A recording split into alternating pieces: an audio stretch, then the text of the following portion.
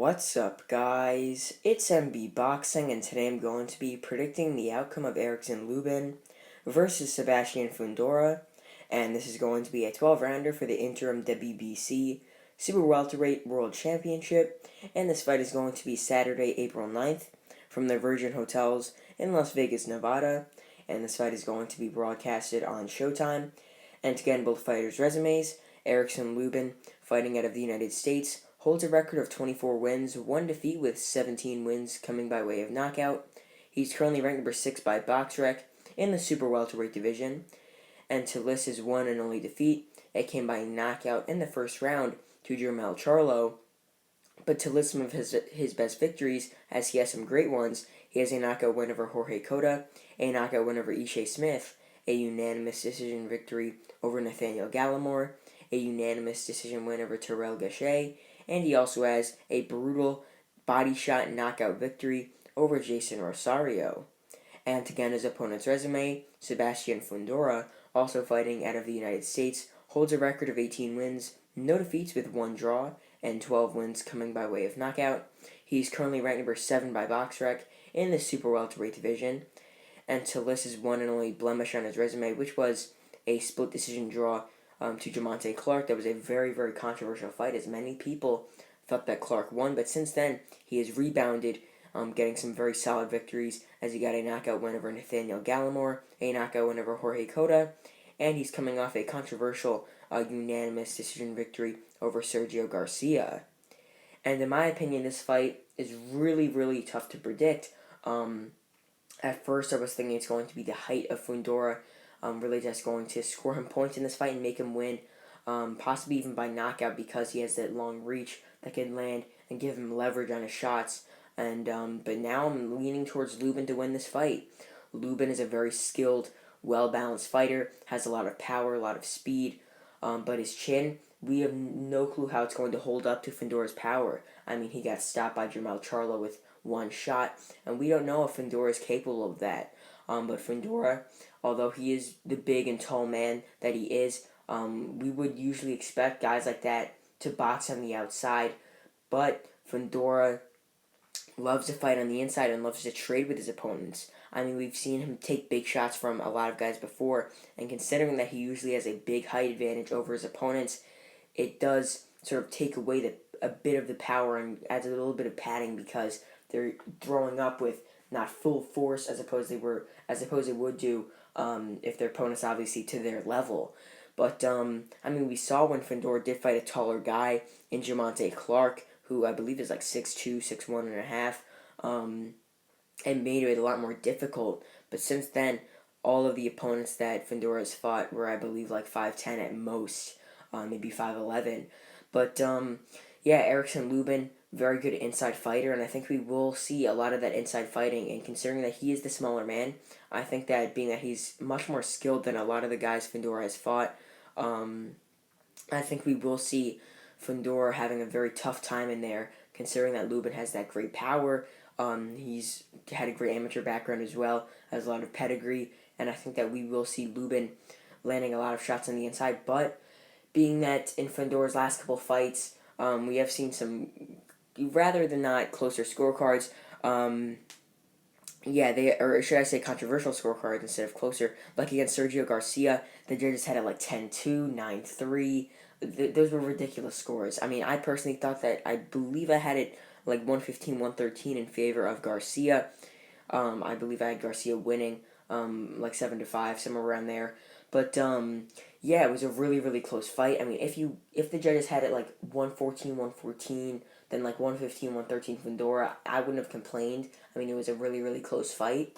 But I mean, being that they had it like 10-2, 118, 110, or 117, 111, that almost shows that they're sort of in favor of Fundora's style, like the big, taller guy landing the shots and sort of bullying his opponents around when he lands those shots because of his size in the ring.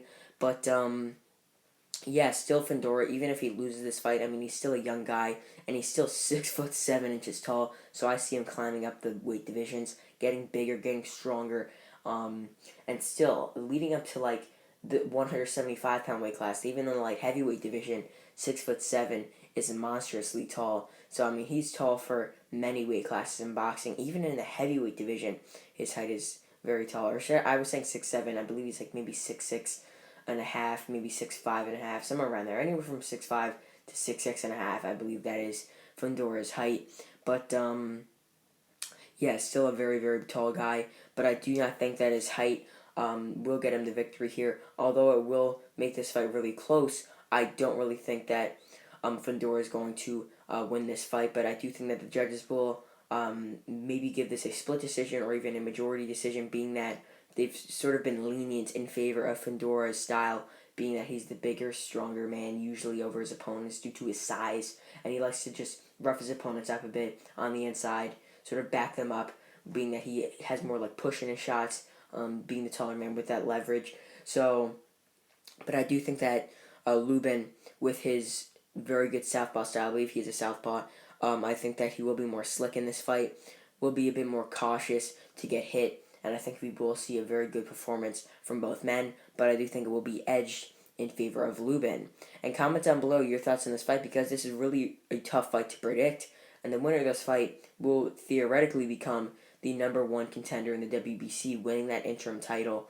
They will obviously be elevated to champion status in the WBC, but that means they really do get a shot at a world title next. Yeah, the winner of this fight could possibly take on the winner of Charlo Castaño too. And I know that Tim Tszyu's also in there in the WBO rankings and whatnot. So, I mean, there's two different fighters that could possibly get the winner of that. And I think it most likely will be edged to the winner of this fight. So, yeah, the winner, big stakes, or should I say high stakes for the winner. If they win, they could get a undisputed world title shot. So, yeah, with that being said, I am edging Erickson Lubin to win this fight and to win this interim title. So, just to break down the fight even more, I see Erickson Lubin having a lot of success on the inside, more than a lot of Fundora's opponents. I see him getting in there pretty easily, or it won't be that easy. I mean, it will be obviously very hard considering you have a man punching you in the head. But, yeah, I think that Lubin will try and use some head movement, try and really engage in the clinch first before going in. He'll clinch up to Fundora, then break off, and then start landing shots and trying to push Fundora back like Sergio Garcia did. But I think he will be much more polished than Garcia. Garcia was really just throwing punches at will. However, I think Lubin will be a bit more composed and a bit more smart with his shots and more cautious. And I think that could lead to him scoring a lot more points, landing more counter punches, and really just scoring more points for the judges to edge him to get this victory. However, Fundora, I think we will see him fight off the back foot, fight on the inside, and even fight forward sometimes. I really think this is a tough fight for him. And I do think that being that Lubin's a bit more skilled than a lot of the other opponents Fundora's faced, I definitely see it being much tougher for him on the inside as opposed to fighting, for example, like Gallimore, when he would come forward. It was just Fundora landing big uppercuts on the inside, and even against Jorge Cota, who couldn't really break that guard and really get on the inside.